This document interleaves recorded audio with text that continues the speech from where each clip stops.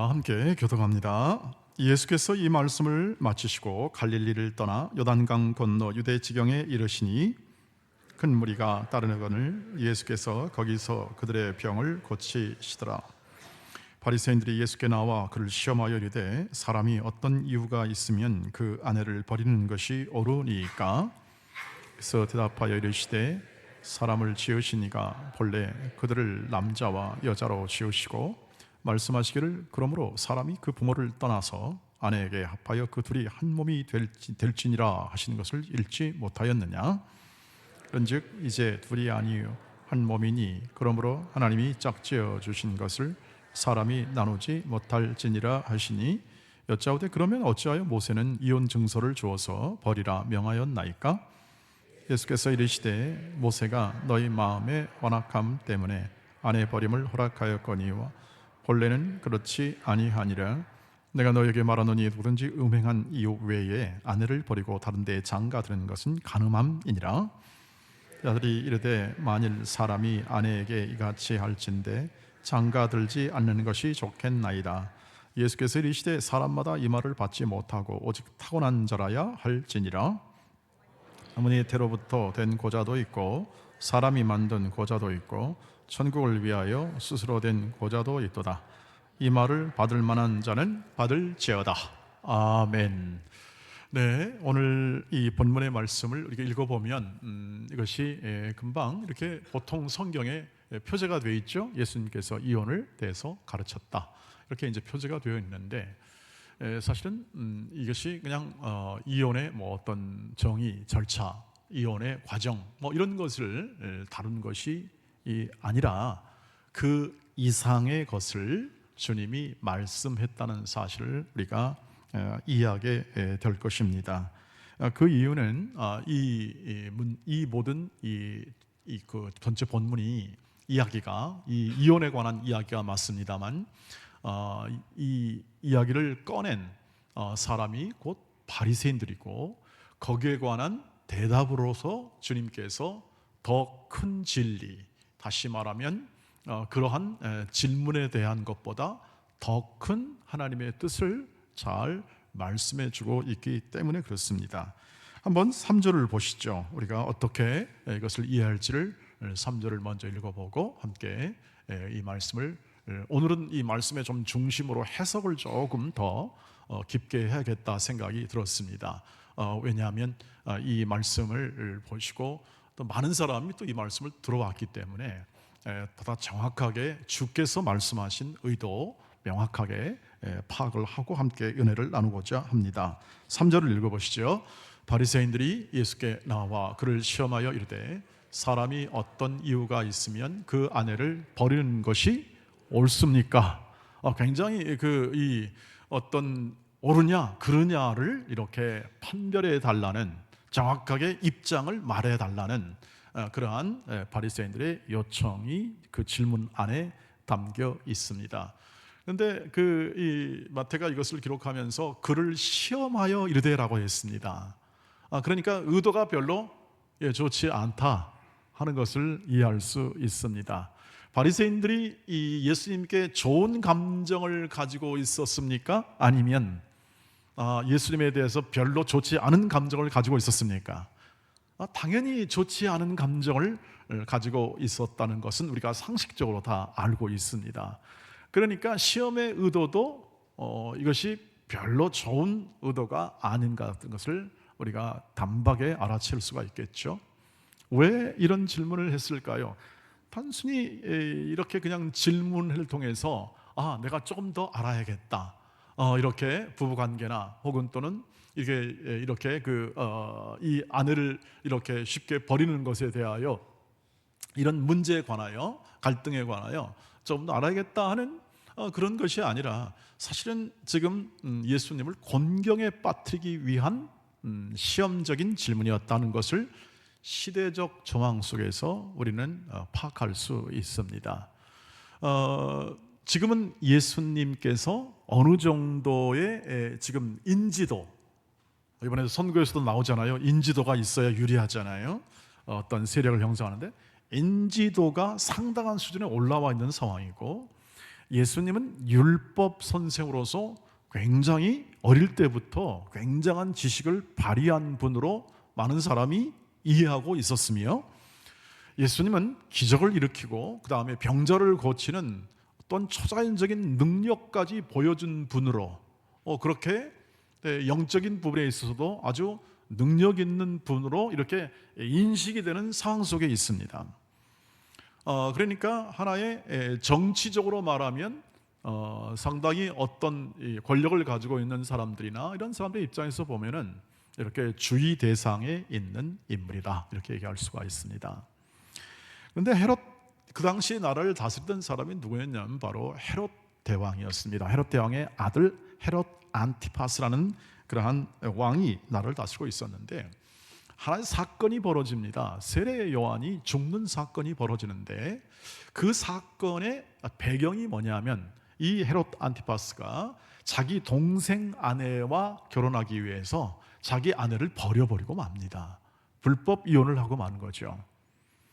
그것을 세례 요한이 딱 지적을 했습니다. 그러니까 헤로디아라는 이 동생의 아내에 결혼한 다음에 그 아내를 통해서 결국 옥중에서 이 세례 요한이 죽게 됩니다. 정치적 희생양이 되어버리고 만 거죠. 그러니까 바리새인들의 입장에서는 지금 예수님께 이런 질문을 하는 겁니다. 시대적으로는 이제 뉘앙스를 깔고 하는 거죠. 헤롯 대왕, 헤롯 안티파스가 왕으로서 저렇게 불법적인 일을 하고 또 세례 요한도 죽었는데 어떻게 생각합니까? 이렇게 아내를 이혼 증서만 써주면 버려도 됩니까? 하는 그러한 질문 속에, 만약에 예수님께서 뭐 그거 괜찮다 그러면 어떻게 합니까? 이 헤롯 안티파스의 이런 불법적인 일들에 대하여 전부 다 이렇게 동조해 주는 것이 되고, 정치적 희생양이 되었던 이 세례 요한은 어떻게 되는 거죠? 그건 뭐 마땅한 죽음이다, 이런 여가 되는 겁니다. 그러면 앞길을 예비하는 자로서 또 세례 요한의 의로운 것에 대한 백성들의 마음이 오히려 상처가 되는 것이죠. 반대로 그것이 불법이다 그러면 어떻게 합니까? 헤롯 안티파스의 심기를 건드리는 거죠. 정치적인 적이 되는 것이고, 그걸 이용해서 바리새인들은 이 예수님을 제거할 수 있는 명분으로 또 삼을 수 있죠. 보세요, 헤롯 왕, 당신에 대하여 악감정을 가지고 있는 저 예수를 그만둘 수는 없지 않겠습니까? 뭐 이렇게 정치적으로 이용할 수 있는 그런 근거가 되게 되는 것이죠. 이런 배경 속에서 시험이 이루어지게 되는 겁니다. 그러니까 예수님은 이런 것에 대하여, 예수님은 늘 이 어리석은 질문에 대하여 현명한 대답으로 하시는 분이기 때문에 예수님께서는 이러한 질문의 의도를 잘 간파하시고 거기에 이렇게 끌려가는 것이 아니라 오히려 그것을 통해서, 이 질문을 통해서 하나님의 뜻을 밝혀줍니다. 거기에 담겨있는, 그러한 일에 담겨있는 하나님의 뜻을 밝혀줍니다. 그래서 예수님께서 4절부터 말씀합니다. 예수께서 대답하여 이르시되 사람을 지으시니가 본래 그들을 남자와 여자로 지으시고, 5절 말씀하시기를 그러므로 사람이 그 부모를 떠나서 아내에게 합하여 그 둘이 한 몸이 될지니라 하신 것을 읽지 못하였느냐? 그런즉 이제는 둘이 아니요 한 몸이니 그러므로 하나님이 짝지어 주신 것을 사람이 나눌 수 있다 없다? 없다. 이게 창조의 원리다. 처음에 모세 율법보다 더 먼저 하나님의 뜻을 밝혀 주었는데, 그것이 뭐냐 하면 남과 여가 같이 한 몸을 이루어, 부모를 당연히 떠나야겠죠. 한 몸을 이루어서 한 가정을 이루는 것이고, 그 둘이 한 몸이다. 한 몸. 그러니 이혼이라는 것은 결국 어떻게 합니까? 그 한 몸이 나누어지는 쪽으로 일이 진행되는 것이니까 그건 당연히 하나님의 뜻이 아니다. 하나님의 뜻은 한 몸을 이루어 하나님의 뜻을 성취하는 것이다 라는 것이죠. 한 몸됨, 한 몸됨에 대한 창조의 원리를 주님께서 말씀하심으로 바리새인들이 어리석은 질문에 대하여 하나님의 참 뜻을 보여주고 있는 것이죠. 그 시험에 대한 분명한 이해를 할 수 있도록 바리새인들을 사실은 교훈하고 있는 것이고 하나님의 뜻으로 밝히 보여주는 거죠. 주님이 하시는 일은 뭐냐면 언제나 하나님의 뜻을 이 땅에서 밝혀주는 겁니다. 이 땅에서. 그래서 이러한 대답이 나왔고, 그러자 7절 말씀에서 아니 그러면 왜 율법에서 반문이 나옵니다. 바리새인의 반문이. 왜 율법에서 어찌하여 모세는 이혼 증서를 주어서 버리라고 명하셨습니까? 율법에 기록되지 않습니까? 이런 율법에 이런 일이 발생하거든 너는 이혼 증서를 써서 너는 여자에게 주고 내보내라, 이렇게 쓰지 않았습니까? 그래서 사실 이러한 이 율법에 따라서 많은 사람들이 그렇게 했습니다. 실제로. 그러니까 바리새인들의 입장에서 그 생각을 한 겁니다. 이렇게 많이 하고 있으니까 이 율법을 따라서 한 거니까 정당한 거 아닙니까? 우리가 법에 따라 한 건데 우리가 불법했습니까? 우리 정당한 건데 그러면 이건 또 뭡니까? 이 법이 틀렸습니까? 율법이. 그러면 또 이건 무슨 시험이 되냐면 율법은 하나님의 법이잖아요. 아니 하나님의 법대로 했는데 이게 무슨 말입니까? 그때 예수께서 결정적 답을 하십니다. 8절의 말씀을 보시죠. 같이 읽습니다. 시작. 예수께서 이르시되 모세가 너희 마음의 완악함 때문에 아내 버림을 허락하였거니와 본래는 그렇지 않다라는 겁니다. 너희는 지금 잘못 해석하고 있다 이 뜻입니다. 율법의 내용을 잘못 해석하고 있다. 율법의 의도를 잘못 해석하고 있다, 이 뜻을 가지고 있습니다. 원래는 그렇지 않다는 것은 이 율법을 이혼 증서를 써준 게 뭐냐 하면 그게 오히려 이 여성들에게 안전장치라는 것입니다. 이 율법의 기본 의도는 뭐냐면 율법의 기본 의도는 사랑입니다. 율법이 담고 있는, 하나님이 법이 담고 있는 알맹이가 뭐냐? 그것은 사랑입니다. 이혼 증서를 왜 써주라고 합니까? 하도 남성들이 완악합니다. 그 당시 여러분 우리 교회 남성들은 그렇지 않습니다. 그 당시 사람들이 완악해가지고 뭐라고 하냐면 이거 칠거지약이야, 이거 안 되겠어. 여러분 이해하시죠? 칠거지약이라는 게 그건 갖다 붙이면 되는 거 아니겠습니까? 이런 거 안 돼, 그냥 버려버리자. 그런데 어떻게 합니까? 법에는 뭐가 돼 있어요? 이혼 증서를 써라. 나 법대로 합니다. 끝. 이렇게 했다는 거죠. 그러면 어떤 결과가 나올까요? 그런 이 완악한 마음 때문에 어떤 결과가 나냐면 그 당시 여성들은요 경제권이 상실됩니다. 경제가. 그 다음에 한 집안에서 이렇게 버림을 당한다면 그것은 곧 그 부족, 그 당시는 전부 다 부족 국가예요. 부족 그 어떤 공동체예요. 가문 공동체입니다, 주로. 그러니까 그 가문에서도 보호를 받지 못하는 그러한 상황이 벌어지게 됩니다. 사회적으로, 경제적으로 문제가 생기게 되고 어려움에 직면하고 고난의 사랑에 직면하기 때문에 그렇게 내보낼 수도 없고, 그 다음에 예를 들면 어떤 사회생활 하는 데 있어서도 이런 결정적인 그러한 디스어드밴티지, 이런 그런 또 사회적으로 불이익을 받게 되는 그런 상황 가운데 있는 거죠. 그래서 정당하게 이혼 증서를 써줘서 이 사람이 결코 부당한 대우를 받지 않도록 하나님이 베풀어준 긍휼 잔치입니다. 이 사람의 완악함 때문에. 근데 그런 것이 이런 일들이 발생할 때, 가족에서 발생할 때 그게 참 어려운 부분이잖아요.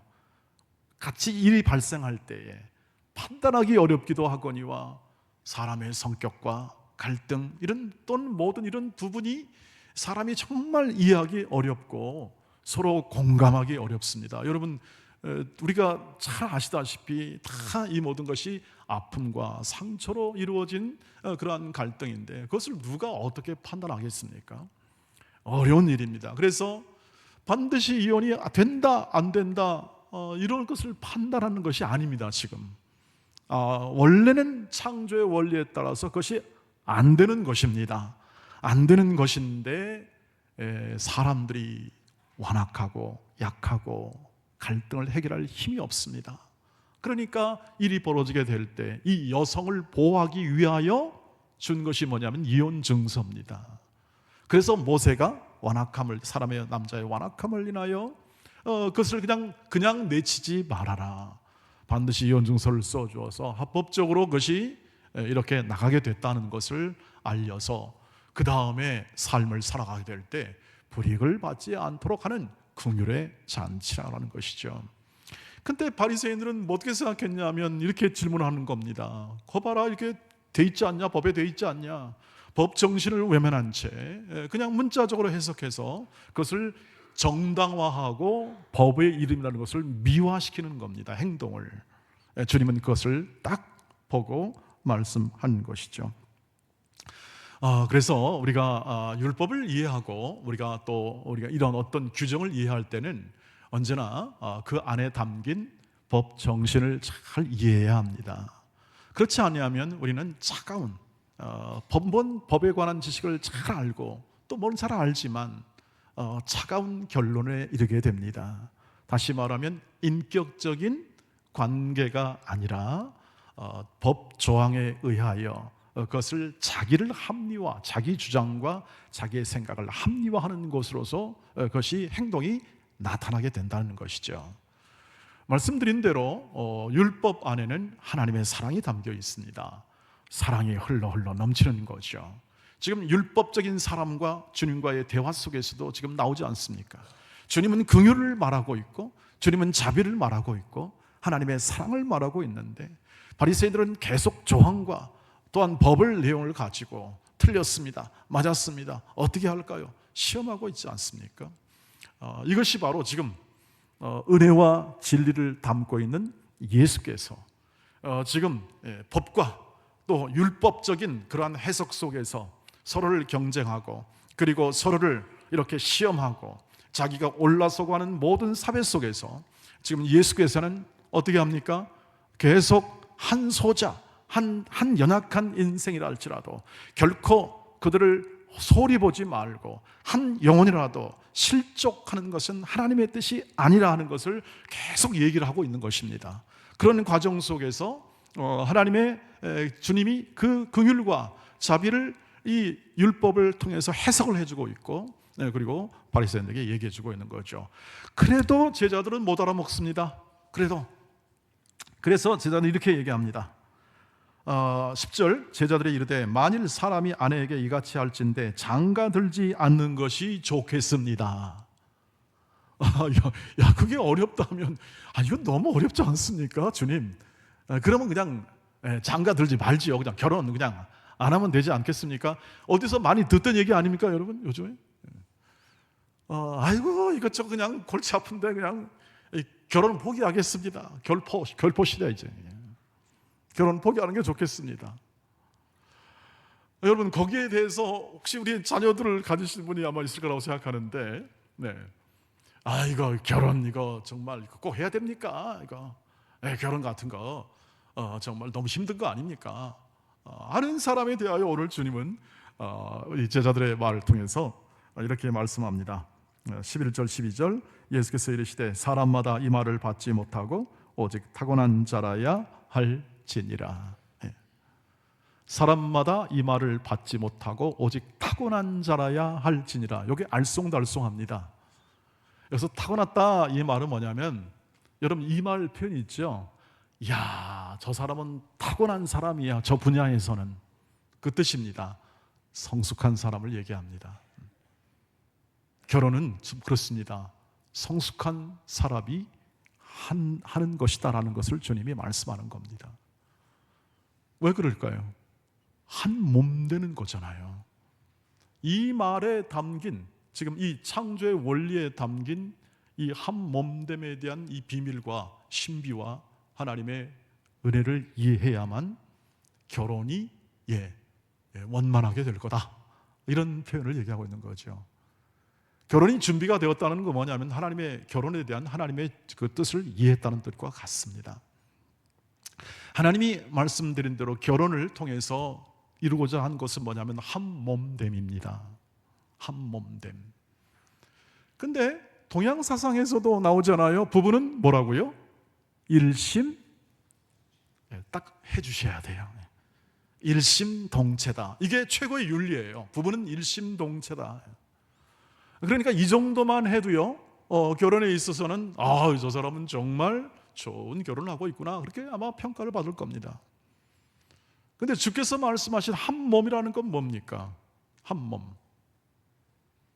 이것은 바로 남과 여가 만나서 함께 하나님의 형상을 이루는, 하나님의 형상을 이루어 가도록, 그리고 또 하나님의 형상을 이루어 가면서 온전하게 서로 주 안에서 한 하나님의 형상을 온전히 이루는 것을 한 몸이라고 말을 합니다. 성경에서 말할 때. 왜 둘이 불렀습니까? 둘이 홀로 사는 것이 하나님 보시기에 어떻습니까? 바람직하지 못합니다. 그래서 둘이 부릅니다. 그래서 하나님의 거룩한 형상을 확인하고 그 하나님의 거룩한 형상을 서로 본받고 그 하나님의 형상을 이루도록 서로 격려하기 위하여 둘이 하나가 되는 것이죠. 한 가정을 이루게 되는 겁니다. 이것이 원창조의 목적입니다. 이 창조의 목적은 우리가 인간이 타락한 이유도 바뀌지 않습니다. 바뀌지 않고 이 타락한 인간의 모든 죄성과 이 죄악을 용서하고 그리고 또 온전하게 만들기 위하여 예수께서 십자가를 지신 거죠. 그 후에 예수께서 십자가를 통하여 구원하신 모든 사람들이 갖는 모든 목표는 뭐냐? 그리스도의 장성한 분량에 이르기까지 충만한 그러한 사람이 되는 것입니다. 즉 예수 닮은 사람이 되는 것이고 예수의 거룩한 인격과 성품을 닮은 사람으로서 이렇게 성령께서 우리를 좀 키워가고 계시고, 그것이 온전하다는 개념이고 그것이 성숙하다는 개념이고 그것은 작은 예수라는 개념이며 그것이 그리스도를 닮아 온전한 형상을 이뤘다는 것입니다.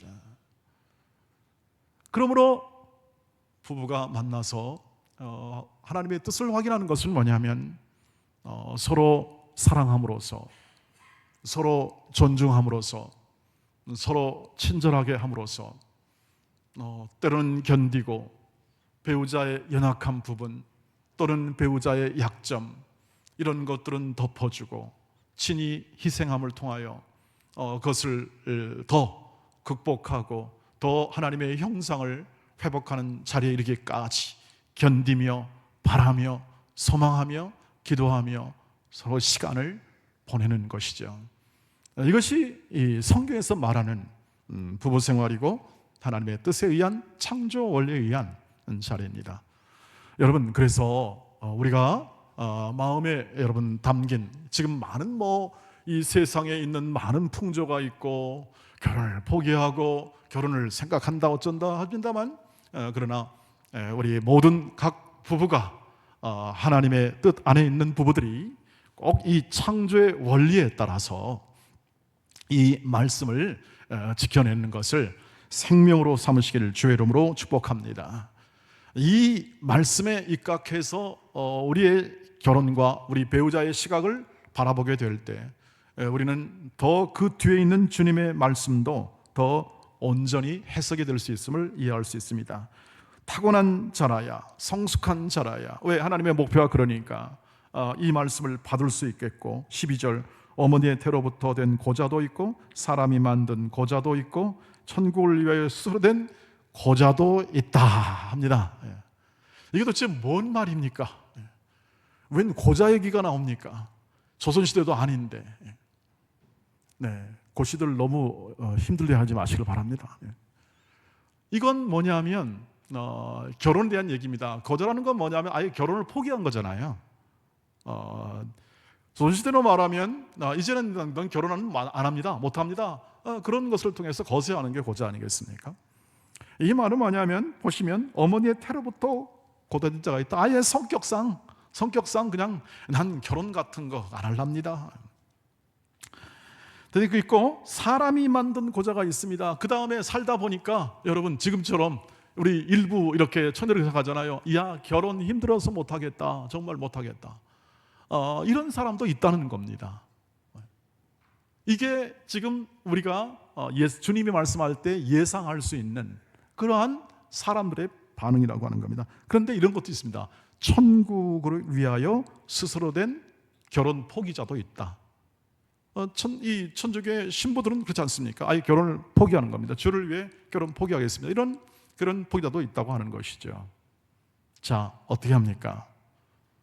내가 스스로 난 독신으로도 좋습니다, 독신으로 살아가고 또 주님의 영광을 위해서 난 독신으로 살아갈 하나님이 마음을 주었습니다. 그러면 독신으로 살아도 괜찮습니다.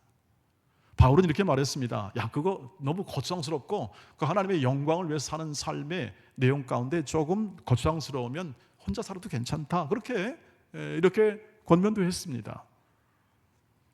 그러나 오늘 하나님의 뜻은 뭐냐 하면 각자 하나님이 부르신 부름의 삶을 살라는 것입니다.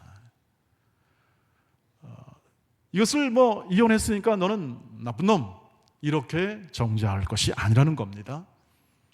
그리고 야, 너는 왜 그렇게 홀로 그냥 이렇게 그냥 혼자 사는 것만 생각하냐, 야, 부모 입장도 좀 생각해 봐라, 라고 말할 수는 있겠지만, 그러나 그 홀로 사는 사람이 하나님의 뜻에 의하여 내가 하나님의 영광을 위해서 나는 홀로 사는 삶을 택했습니다 하면 그건 또 아쉽지만, 우리 마음에는 아쉽지만, 부모의 마음은 아쉽지만 이 하나님의 뜻을 생각하고 또 위해서 기도해 줄 수 있다 하는 것을 얘기합니다. 핵심은 뭐냐? 부르신 부름 아래서, 각자 부르신 부름 안에서 하나님의 영광을 위하여 살아갈 선택을 한다면 결혼이 꼭 뭐든 해야 된다, 혹은 또는 우리의 어떤 것을 결정을 내릴 때에 인간적인 방법이나 기준으로 사용하지 말고 주의 뜻을 따라 선택하고 결정할 수 있도록 그렇게 넉넉하게 대할 수 있게 하라 하는 의미를 담고 있죠. 왜 그렇습니까? 우리 모두는 하나님의 자비와 긍휼 안에 있기 때문에 그렇습니다. 우리가 걱정하고 우리가 바라고 원하는 소망보다 주님은 우리 각 사람을 말씀드린 대로 소중히 생각하십니다. 너무 귀히 여기십니다. 그리고 사랑하십니다. 그러기에 우리가 낳은 자식과 우리가 함께하는 모든 형제 자매들이 각각 하나님의 은혜 안에 있음을 꼭 믿으시기를 바랍니다. 그 인생과 삶이 꼭 그 은혜 안에 있어요. 이렇게 시험하듯, 이렇게 무 자르듯 이렇게 어떤 법조문과 그리고 어떤 사회적 기준을 가지고 정죄하거나 시험할 필요가 없다는 것이죠. 중요한 것은 하나님의 뜻이고 하나님이 우리를 원래 의도하신 하나님의 모든 계획과 목적에 부합한 우리의 판단과 결정으로 각 사람이 부르신 부름의 자리에 삶을 믿음으로 살아가시기를 주의 이름으로 축복합니다. 그 삶을 산다면 구체적으로 어떤 행동이 나올 것이냐에 대하여 바울은 이렇게 권면합니다. 에베소서 4장 말씀을 보시기를 바랍니다. 4장 한 번 읽어보십시오. 시작. 너희는 모든 악독과 노함과 분냄과 떠드는 것과 비방하는 것을 모든 악의와 함께 버리고 서로 친절하게 하며 봉을상히 여기며 서로 용서하기를 하나님이 그리스도 안에서 너희를 용서하심과 같이 하라고 그렇게 권면합니다. 즉 한 영혼을 존중할 줄 아는 사람이 되는 겁니다. 한 생명 한 생명, 배우자가 배우자를 한 생명과 영혼으로 존중할 줄 아는 거죠. 이런 거 있지 않습니까? 하여튼 이 분노하는 것, 또 악의를 버려야 되는데 이 악의를 자기도 모른 채 이 악한 마음을 가질 수가 있습니다. 그 마음을 가지고 이렇게 비방하거나 떠들거나 수근수근하거나 하는 일들은 그것은 한 영혼에 대한 그러한 인격적 존중이 아니라는 것을 말합니다. 그것은 또한 용서할 줄 모르는 사람은, 지난주에 말씀드렸습니다만, 용서할 줄 모르는 사람은 용서하지 않는 것은 뭐냐면, 그것은 하나님의 용서를 제대로 이해하지 못했다는 증거가 된다는 것을 말합니다. 그래서 버리라는 겁니다. 과감히 버려야 되는 겁니다. 그런 것들은. 그리고 어떻게 합니까? 친절하십시오. 친절. 그리고 한 산 영혼에 대하여, 한 생명 한 생명에 대하여 깊은 사랑과 애정을 가지고 대하는 것입니다. 불쌍히 여기는 것입니다. 서로를 불쌍히 여기지 않으면 안 되죠. 여러분, 부부간 서로를 불쌍히 여기지 않는다면 어떻게 속겠습니까? 제가 미국 가서 들은 많은 얘기 중에 그겁니다. 야, 어떻게 30년, 40년을 그렇게 한 부부로 살아가냐. 이 말을 많이 들었습니다. 어떻게 그렇게 지겨워서 말이지, 지겨워서 그렇게 살아갈 수 있냐? 저 선배가 해준 말입니다. 오래 산, 수십 년 먼저 살아갔던 사람이 그렇게 묻더라는 겁니다. 그때 선배의 대답은 그거죠. 오직 주님의 은혜로, 주님의 은혜로. 우리 늘 그 입을 달지 않습니까? 그렇게 못 삽니다. 사실 지겨워서 못 살지 않습니까? 그것이 우리 인간이 마주하는 실존입니다. 실존. 서로. 왜 그렇게 싫어할 이유가 없는데 사람이 싫어할까요? 싫어할 이유 좀 없지 않습니까? 왜 그럴까요? 그것은 사람이 본래 그렇습니다. 본성이 그렇습니다. 하나님 마음 두기를 싫어하기 때문에, 하나님을 마음 두기 싫어하기 때문에 진리가 뭔지도 모르고, 그리고 진짜 참 사랑이 뭔지를 모르죠. 그저 경험과 교육과 이 모든 것을 통해서 받은 이 세상이 통용되는 것으로서 법, 윤리, 철학, 이것을 통해서 학습함으로써 그것을 가지고 판단하는 겁니다. 난 그래도 잘 살았어. 그러나 하나님 앞에 가면은 참 진리, 참 사랑, 이런 것들이 확 드러나잖아요. 그러니까 부끄러워할 수밖에 없는 겁니다. 그러니까 하나님을 멀리하는 겁니다. 바리새인과 서기관들이 이 모든 이 예수님을 배척한 이유는 그것입니다. 참 진리가 왔을 때 그것에 대한 부끄러움과 그리고 또 외로움이죠. 자신은 잘했다고 하는데 내가 잘한 것이 아니었구나 하는 것에 대한 반작용으로 분냄이 일어나고 떠듬이 일어나고 주님을 비방하는 일들이 벌어지게 되는 것이죠. 그러나 일양 미쁘신 주님은 오늘도 그렇게 말씀합니다. 너의 배우자를 사랑해라. 약점을 덮어주고 그것을 타인에게 말하지 말아라. 한 생명 한 생명 존중하고 그렇게 해라. 영적인 가족에 교회에 와서는 그것을 연습하라고 합니다. 교회에 와서 불러주면 이런 그것을 연습하라는 겁니다. 교회에 와서 연습해서 사회에 나가서는 이러한 하나님의 사랑과 은혜와 긍휼을 알게 하도록 증언자의 역할로서 그것이 빛이 되고 소금이 되는 것이지, 우리가 그것을 나타내지 못하면 발필 그러한 쓸모없는 것이 될 수밖에 없다는 것을 얘기하고 있죠. 자, 이 모든 것은 전부 다 우리 주님이 베풀어 준 은혜와 긍휼, 십자가의 사랑으로 말미암아 지금 오늘 여기까지 왔다는 사실을 마음에 담으시길 바라겠습니다. 그리고 가정에서 먼저 이 한 생명 한 생명을 존중하고 한 인간에 대한 존엄성을 긍휼과 자비로 채워넣는 그 삶을 힘있게 사시기를 주의 이름으로 축복합니다. 문제와 갈등과 어려움을 얘기했지만 주님은 오늘 그 현명한 답을 주십니다.